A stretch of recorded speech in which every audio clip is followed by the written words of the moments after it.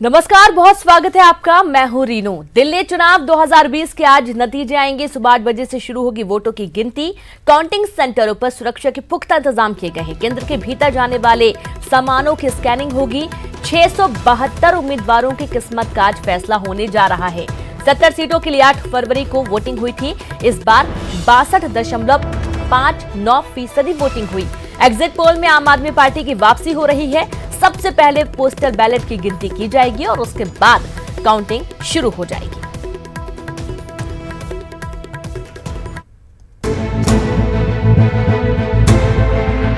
दिल्ली चुनाव के नतीजे मंगलवार को आने वाले हैं, लेकिन नतीजे से ठीक पहले सोमवार को इसको लेकर आप और बीजेपी ने जीत को लेकर अपना अपना दावा ठोक दिया है।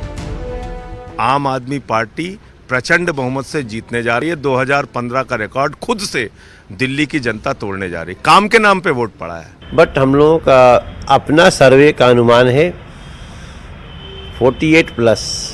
इस दावे के बीच आपका कहना है कि जनता ने केजरीवाल सरकार के काम पर वोट दिया है और वो सर्वे में भी दिख रहा है। बात होगी बिजली पे, पानी पे, चिकित्सा पे, शिक्षा पे, जो हमने किया पूरे चुनाव में, और उसका परिणाम है जो एग्जिट पोल के नतीजे बता रहे हैं। हालांकि आपके पक्ष में आए सर्वे और एग्जिट पोल पर बीजेपी सवाल उठा रही है और कह रही है कि 3 बजे के बाद हुई वोटिंग ही दिल्ली में बीजेपी को जीत दिलाएगी। 3 बजे के बाद 6 बजे तक, और 6 बजे तक जो लोग चले गए अंदर, वो 8 बजे तक वोट किए हैं, तो उनको तो एग्जिट पोल में आए ही नहीं ना।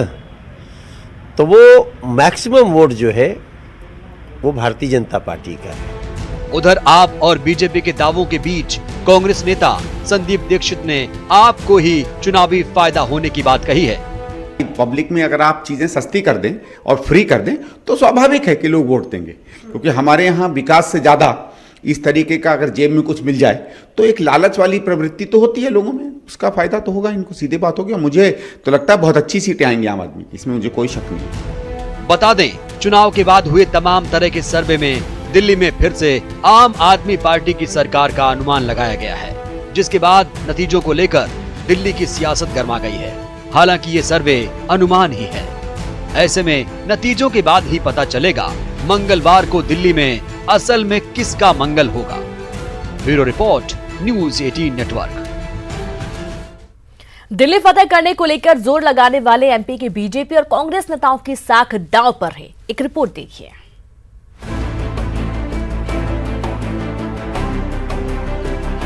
दिल्ली के चुनावी नतीजे आने में अब कुछ घंटों का समय ही बचा है। चुनाव के दौरान केजरीवाल सरकार के खिलाफ बीजेपी और कांग्रेस ने पूरी जोर आजमाइश की। दोनों ही सियासी दलों ने एमपी के नेताओं की एक बड़ी फौज दिल्ली के दंगल में उतारी। बीजेपी की तरफ से शिवराज के साथ साथ कई विधायकों ने भी प्रचार किया। वहीं कांग्रेस की तरफ से सिंधिया से लेकर कमलनाथ सरकार के कई मंत्री चुनावी मैदान में उतरे। लेकिन एग्जिट पोल के आंकड़ों ने दोनों दलों की नींद उड़ा दी है। देखिए, चुनाव प्रचार करने के लिए पूरे देश से तमाम पार्टी के लोग गए थे, तो मध्य प्रदेश से भी कांग्रेस के नेता चुनाव प्रचार में उन्होंने भाग दिल्ली में लिया था। हालांकि बीजेपी को अभी भी एग्जिट पोल के उलट नतीजे आने की उम्मीद है। 48 सीटों के साथ स्पष्ट बहुमत के साथ सरकार बनाएगी, क्योंकि दिल्ली की जनता जानती है कि जिस प्रकार से केजरीवाल जी ने झूठ और फरेब की राजनीति के माध्यम से दिल्ली की जनता को असत्य बोल बोल कर राज किया है, उसके खिलाफ निश्चित रूप से दिल्ली की जनता वोट किया है उसने, और भारतीय जनता पार्टी की सरकार बनेगी। दिल्ली में 70 सीटों के लिए चुनाव हुआ है और अब नतीजों का इंतजार खत्म होने को है।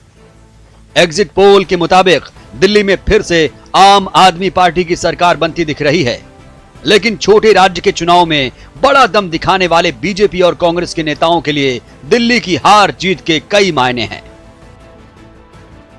साथ ही उन नेताओं के लिए भी ये चुनाव अहम है जिन्होंने दिल्ली संग्राम में खुद को सरताज साबित करने के लिए पूरा जोर लगाया है। न्यूज़ 18 भोपाल। और इसी बीच भोपाल से खबर राइट टू वाटर कॉन्फ्रेंस आज होने जा रही है। सीएम कमलनाथ आज शुभारंभ करेंगे। इस कॉन्फ्रेंस के दौरान मंत्री सुखदेव पासे, रेमन मैग्सेसे विजेता राजेंद्र मौजूद रहेंगे। वाटर एक्सपर्ट इस कॉन्फ्रेंस में हिस्सा लेंगे। एमपी में राइट टू वाटर एक्ट लागू करने पर मंथन किया जाएगा। तो भोपाल से खबर राइट टू वाटर कॉन्फ्रेंस आज होने जा रही है। सीएम कमलनाथ आज शुभारंभ करने जा रहे हैं और इस दौरान मंत्री सुखदेव पासे भी बैठक में मौजूद रहेंगे कॉन्फ्रेंस के दौरान। तो वहीं वाटर एक्सपर्ट इस कॉन्फ्रेंस में हिस्सा ले रहे हैं। एमपी में राइट टू वाटर एक्ट लागू करने पर मंथन किया जाएगा।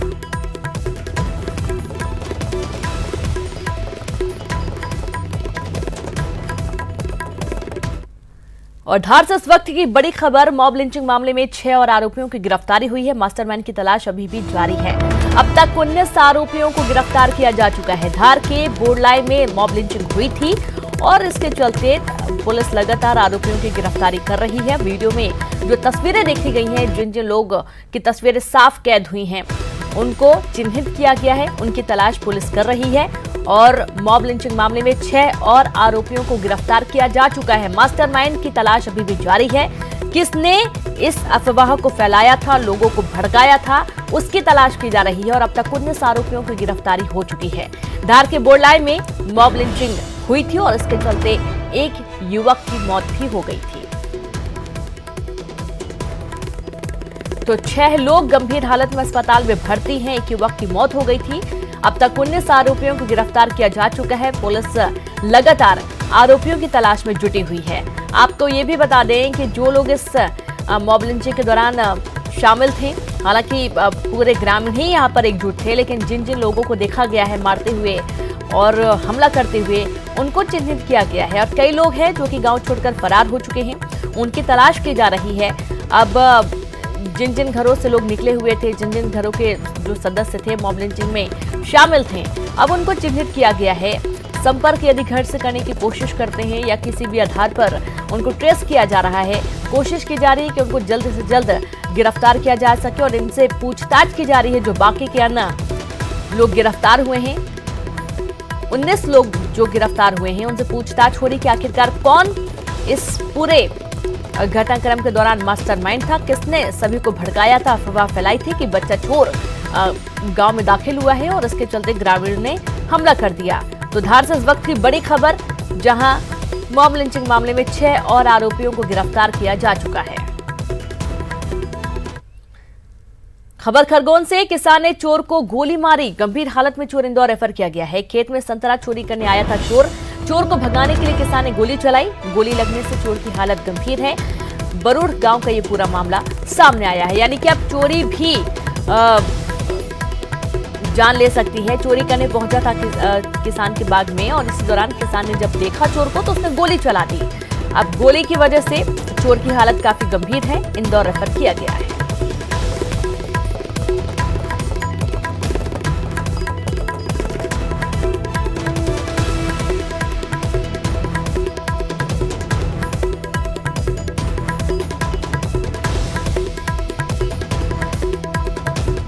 खबर खरगोन से, किसान ने गोली मार दी। गंभीर हालत में चोर को इंदौर रेफर किया गया है। खेत में संतरा चोरी करने आया था चोर और चोर को भगाने के लिए किसान ने गोली चलाई। गोली लगने से चोर की हालत काफी गंभीर है। बरूढ़ गांव का ये पूरा मामला सामने आया है। भोपाल के मांडवा बस्ती में अचानक आग लग जाने से हड़कंप मच गया, जिससे आसपास के 5 झुग्गियां आग की चपेट में आ गई। वहीं आग लगने की सूचना पर दमकल की 12 गाड़ियां मौके पर पहुंची, लेकिन तब तक 5 झुग्गियां जलकर खाक हो चुकी थी। आग की सूचना मिलने पर मौके पर जनसंपर्क मंत्री पीसी शर्मा भी पहुंचे और आगजनी से प्रभावित हुए परिवारों को राहत का आश्वासन दिया गया। साथ ही पीसी शर्मा ने आग लगने के कारणों की जांच की बात कही है। इसके अलावा जिला प्रशासन के अफसरों से उचित मुआवजे को लेकर भी निर्देश दिए गए। प्रभावितों को सुरक्षित स्थान भेज दिया गया है। मोबाइल वीडियो बनाए, अभी चालू करो भाई, पानी चालू करो, हल्का सा वॉल चालू कर लो, हल्का सा जो जल रही है वो बुझ जाएगा, हल्के में। तो एक बार फिर से भोपाल की अहम खबर का रुख करते हैं। राइट टू वाटर कॉन्फ्रेंस आज होने जा रही है। सीएम कमलनाथ आज शुभारंभ करेंगे। आपको बता दें कि इस बैठक के दौरान, इस कॉन्फ्रेंस के दौरान मंत्री सुखदेव पासे, रेमन मैग्सेसे, विजेता राजेंद्र मौजूद रहेंगे। वाटर एक्सपर्ट भी इस कॉन्फ्रेंस में हिस्सा लेंगे। एमपी में राइट टू वाटर एक्ट लागू होने जा रहा है और इसको लेकर मंथन किया जाएगा और इसके जो प्रभाव हैं उन पर भी मंथन होगा कि कितना कारगर होगा। और एमपी में राइट टू वाटर एक्ट लोगों को खास तौर पर किस तरीके की आसानी रहेगी या क्या परेशानी हो सकती है, वाटर एक्सपर्ट भी इस कॉन्फ्रेंस में हिस्सा लेंगे। तमाम तरीके के मंथन होंगे। एक निम्न वर्गीय परिवार से लेकर उच्च वर्गीय परिवार तक के लोगों को किस तरीके से इसका लाभ मिल सकता है, ये तमाम मंथन किए जाएंगे। आज होने वाली कॉन्फ्रेंस के दौरान मंत्री सुखदेव पासे मौजूद रहेंगे। रेमन मैग्सेसे, विजेता राजेंद्र भी इस बैठक में, इस कॉन्फ्रेंस में हिस्सा लेंगे। वाटर एक्सपर्ट को भी बुलाया गया है ताकि उनसे भी जानकारी ली जा सके, समझा जा सके कि कैसा परिणाम आएगा यदि वाटर एक्सपर्ट भी इसमें आते हैं और राइट टू वाटर एक्ट लागू होता है प्रदेश में, तो किस तरीके के परिणाम सामने आएंगे, देखने को मिलेंगे।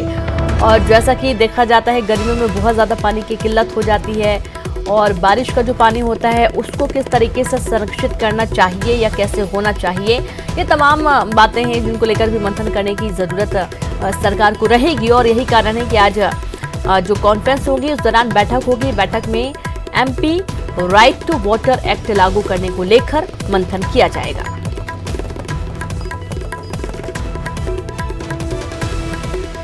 तो बड़ी खबर भोपाल से, वाटर एक्सपर्ट भी इस बैठक में मौजूद रहेंगे। एमपी के राइट टू वाटर एक्ट लागू करने को लेकर मंथन होगा। संवाददाता शरद लाइव जुड़ गए। शरद, राइट टू वाटर एक्ट लागू होने जा रहा है मध्य प्रदेश में, इसको लेकर पहले मंथन किया जाएगा और किस तरीके की बातें निकल कर आ रही हैं आज होने वाली कॉन्फ्रेंस में, क्या कुछ खास होने वाला है शरद?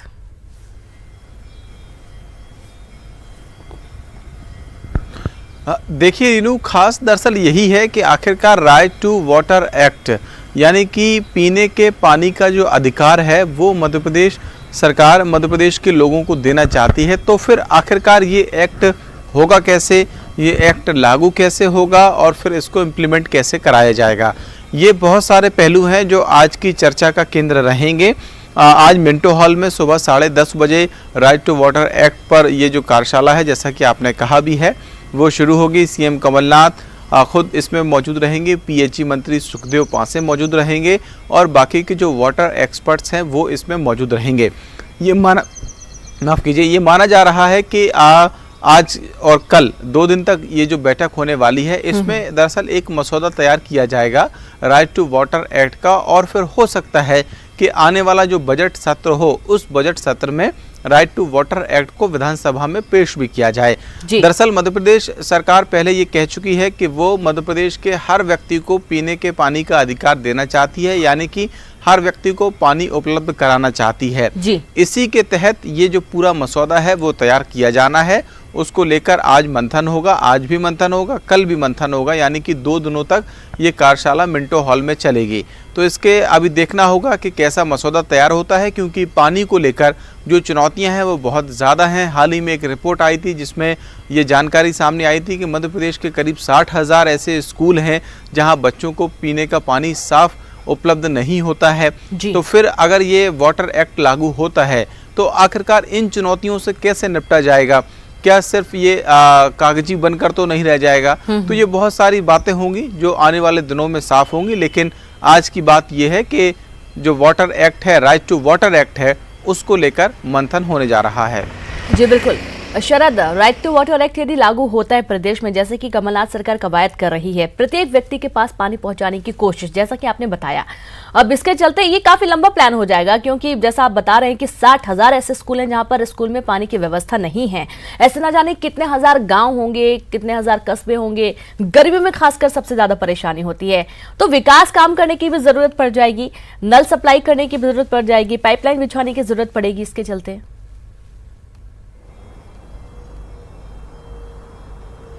देखिए वही सारी बातें हैं जो राइट टू वाटर एक्ट को लेकर जो वर्कशॉप होने जा रही है उसमें इन बिंदुओं पर चर्चा की जाएगी कि जहां पर पहले से पाइपलाइन है तो वहां पानी कैसे 24 घंटे उपलब्ध कराया जाए, 24 घंटे नहीं तो कम से कम इतना कैसे उपलब्ध कराया जाए कि हर व्यक्ति तक पानी पहुंच जाए, या फिर जहां पर पानी की व्यवस्था नहीं है तो वो व्यवस्था आखिरकार कैसे की जाए, उसके लिए क्या प्लान होना चाहिए, क्या खाका तैयार किया जाना चाहिए।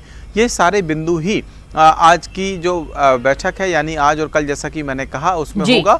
और सबसे बड़ी बात ये होगी कि राइट टू वाटर एक्ट का मसौदा आखिरकार क्या हो, क्योंकि कोई चीज़ अगर कानून बन जाती है तो फिर उसको लेकर कहीं ना कहीं पूरा करने की भी एक बड़ी चुनौती होती है कि हर व्यक्ति को पानी देने का कानून है तो फिर हर व्यक्ति को पानी क्या वाकई में मिल भी रहा है, तो वो मसौदा कैसे हो और फिर उस मसौदे को इम्प्लीमेंट कैसे किया जाए, इन सारे पहलुओं को लेकर ही आज चर्चा होगी। चलिए, बिल्कुल, बहुत बहुत शुक्रिया आपके शरद जानकारी के लिए। इसी बीच एक और अहम खबर है जहां पर राजस्थान के भीलवाड़ा में भीषण सड़क हादसा सामने आया है। रोडवेज बस ने एक क्रूजर को टक्कर मार दी जिससे बस बेकाबू होकर सड़क से उतर गई, जिसमें 9 लोगों की मौत हो गई है। मरने वालों में 5 पुरुष, 3 महिलाएं और 1 बच्ची शामिल है। और आपको बता दें कि जो 9 लोगों की मौत हुई है इस हादसे में वो सभी मध्य प्रदेश के मंदसौर के रहने वाले बताए गए हैं। इनमें 5 पुरुष, 3 महिलाएं, 1 बच्ची शामिल है। जानकारी के मुताबिक रोडवेज बस के चालक ने लापरवाह तरीके से क्रूजर को ओवरटेक करने की कोशिश की, लेकिन लापरवाही के चलते बस ने क्रूजर को टक्कर मार दी और इतना बड़ा हादसा हो गया है। तो बड़ी खबर आपको दे रहे हैं, राजस्थान के भीलवाड़ा में एक बड़ा सड़क हादसा हुआ है, भीषण सड़क हादसा, जहां रोडवेज बस ने एक क्रूजर को टक्कर मार दी जिससे बस बेकाबू होकर सड़क से उतर गई। 9 लोगों की मौत हुई है, जिसमें से हमारे यहाँ अभी 15 गंभीर रोगियों को लाया गया, जिसमें से 2 मरीजों की यहाँ लाते वक्त रास्ते में मौत हो गई है। एक मरीज अभी भी सीरियस चल रहा है। सारे चिकित्सालय के ऑर्थोपेडिशियन, सर्जन सब इनकी स्थिति को संभालने में लगे हैं। जिला प्रशासन भी यहाँ मौजूद है, हमारे कलेक्टर महोदय, एसपी साहब हम यहाँ मौजूद हैं। इलाज में किसी भी तरह की कोई कमी इन मरीजों को नहीं है। और भीलवाड़ा से संवाददाता प्रमोद तिवारी जुड़ गए हैं। प्रमोद, भयंकर सड़क हादसा, कितने लोग इस हादसे में जख्मी हुए हैं? प्रमोद, रेनू, इस हादसे में 6 लोग जख्मी हुए जिन्हें भीलवाड़ा के जिला अस्पताल में भर्ती करवाया गया। देर रात को भीलवाड़ा कोटा मार्ग पर त्रिवेणी और बिगोद के बीच में सड़क हादसा हुआ है। रोडवेज बस जो कोटा से भीलवाड़ा की ओर आ रही, मध्य प्रदेश के संथारा गांव के ये लोग थे, जो वहाँ शर्मा परिवार के लोग थे। त्रिवेदी परिवार में यहाँ अपनी बुआ के यहाँ भात पढ़ने आए थे, वापस अपने गांव लौट रहे थे कोटा होते हुए।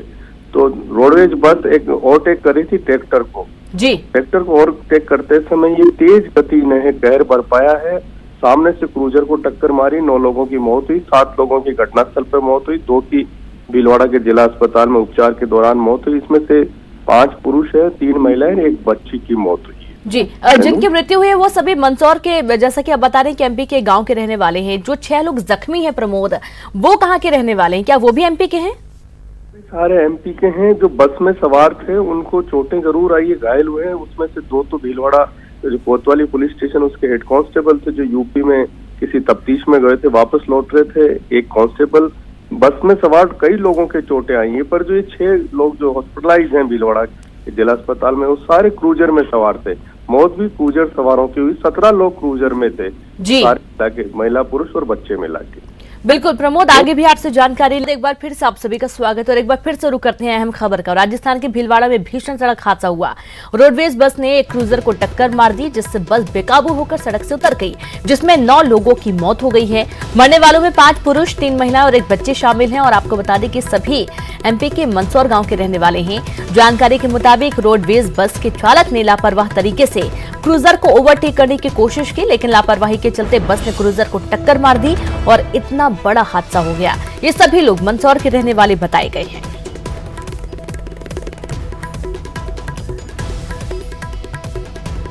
और मंदसौर से संवाददाता नरेंद्र धनोतिया जुड़ गए। नरेंद्र, राजस्थान के भीलवाड़ा में बड़ा सड़क हादसा हुआ है और कहा जा रहा है कि एमपी के 9 लोग भी शामिल हैं, और क्या कुछ जानकारी निकल कर आई है? नरेंद्र जी, रेनू, बताना चाहूंगा कि मंदसौर जिले के भानपुरा तहसील के संधारा गांव के एक शर्मा परिवार के लोग थे और इनकी बुआ भीलवाड़ा में रहती है। वहां पर ये एक शादी समारोह में गए थे। त्रिवेदी परिवार में शादी समारोह में शामिल होकर के वापस ये संधारा जा रहे थे, तभी एक रोडवेज ने इनको टक्कर मारी थी और इसके कारण जो क्रूजर थी तूफान गाड़ी, उसमें ये शर्मा परिवार जो संधारा का रहने वाला उसमें सवार थे। इसमें टक्कर इतनी भीषण थी कि इसमें 5 पुरुष, 3 महिलाएं और 1 बच्ची की दर्दनाक मौत हो गई है और 6 लोग इसमें घायल बता रहे हैं। फिलहाल जो है ऐसी जानकारी मिली है कि वहां के जो मुख्यमंत्री है उन्होंने भी ट्वीट कर मतलब परिवार के प्रति संवेदना प्रकट की है और इनके नाम अभी लिए जा रहे हैं कि संधारा में जो शर्मा परिवार है इसमें कौन कौन लोग थे इनके नाम अभी लिए जा रहे हैं। रीनू जी बिल्कुल। और कई लोग जख्मी भी हैं नरेंद्र। यहाँ पर कहा जा रहा है कि 6 लोगों की हालत गंभीर बनी हुई है। जानकारी मिल पाई है कि क्या गंभीरों में भी कोई मंदसौर या एमपी के रहने वाले हैं? जी बिल्कुल, तूफान गाड़ी जो है क्रूजर वो 14 सीटर होती है और उसमें काफी संख्या में ये शर्मा परिवार के लोग ही बैठे थे और जो बस में लोग सवार थे उसमें कुछ लोगों को आंशिक चोटें आई है, लेकिन ज्यादातर जो घायल है वो शर्मा परिवार मंदसौर का जो है वही घायल है और उन्हीं के द्वारा ये बताया जा रहा है कि हमारे परिवार को आप सूचना कर दो। उनके कुछ बाइट्स भी यहाँ में मिली है और वो बता रहे हैं कि हमारे परिवार को सूचना कर दो। ज्यादातर घायल जो 6 घायल है उसमें शर्मा परिवार मंदसौर का संधारा का जो रहने वाला उसी के परिवार के लोग घायल है। रीनू जी बिल्कुल। अब कार्रवाई की कोई बात सामने आई है? चूंकि देर रात का ये पूरा सड़क हादसा सामने आया है और जो बस चालक है उसकी कोई जानकारी? जी हमारे न्यूज 18 के संवाददाता भीलवाड़ा के प्रमोद तिवारी से उनसे बात हुई थी। उनका कहना था कि देर रात की ये घटना है और अभी जो मृतक है उनका पीएम अभी करवाया जाएगा और जो घायल है उनका यहाँ पर उपचार चल रहा है।